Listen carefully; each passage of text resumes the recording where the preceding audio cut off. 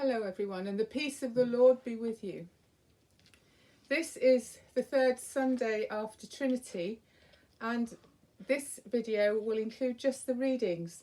I've extended the reading from Job to include the middle bits because I think there comes a time in our personal lives and in the life of our church and the nation where it's good to be reminded who's in charge.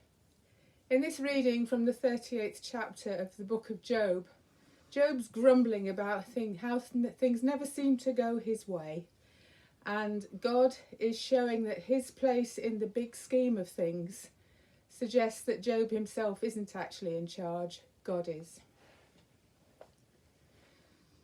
Then the Lord answered Job out of the whirlwind.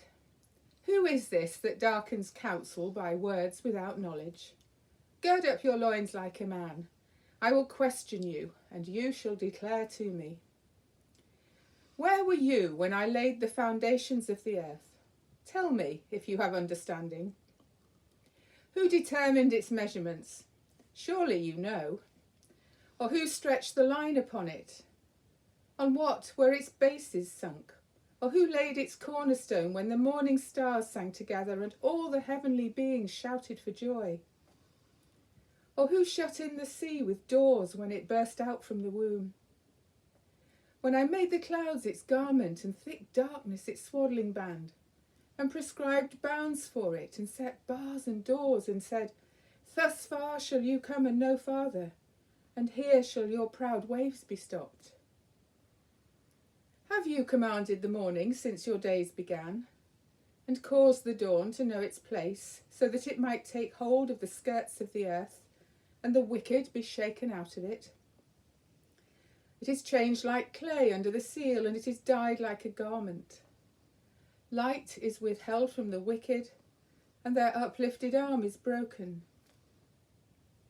Have you entered into the springs of the sea, or walked in the recesses of the deep?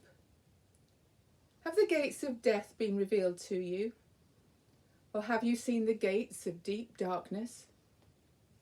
Have you comprehended the expanse of the earth? Declare it if you know all this.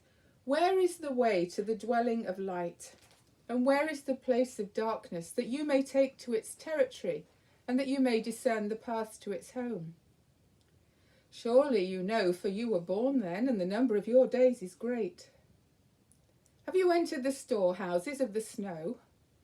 Or have you seen the storehouses of the hail, which I have reserved for the time of trouble, for the day of battle and war? What is the way to the place where the light is distributed, or where the east wind is scattered upon the earth? Who has cut a channel for the torrents of rain, and a way for the thunderbolt, to bring rain on a land where no one lives, on the desert which is empty of human life, to satisfy the waste and desolate land, and to make the ground put forth grass? Has the rain a father, or who has begotten the drops of dew? From whose womb did the ice come forth, and who has given birth to the hoarfrost of heaven? The waters become hard like stone, and the face of the deep is frozen. Can you bind the chains of the Pleiades, or loose the cords of Orion? Can you lead forth the Mazzaroth in their season, or can you guide the bear with its children? Do you know the ordinances of the heavens? Can you establish their rule on the earth? Can you lift up your voice to the clouds so that a flood of waters may cover you?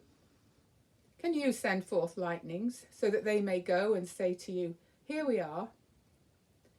Who has put wisdom in the inward parts, or given understanding to the mind? Who has the wisdom to number the clouds? Or who can tilt the water skins of the heavens, when the dust runs into a mass and the clods cling together? Can you hunt the prey for the lion, or satisfy the appetite of young lions when they crouch in their dens or lie in wait in their covert? Who provides the raven its prey when its young ones cry to God and wander about for lack of food? This is the word of the Lord. The Gospel reading for today is taken from the 4th chapter of the book of Mark. Jesus has been preaching all day and was tired. And when evening had come, Jesus said to his disciples, "Let's go across to the other side." Leaving the crowd behind, they took him with them in a boat, just as he was. Other boats were with them. A great windstorm arose, and the waves beat into the boat, so that the boat was already being swamped. But he was in the stern, asleep on the cushion. And they woke him up and said to him, "Teacher, do you not care that we're perishing?" He woke up and rebuked the wind and said to the sea, "Peace, be still." Then the wind ceased and there was a dead calm. He said to them, "Why are you afraid? Have you still no faith?" And they were filled with great awe and said to one another, "Who then is this, that even the wind and the sea obey him?" This is the word of the Lord. Thanks be to God. Please turn to the next video now, and I'll share some thoughts with you.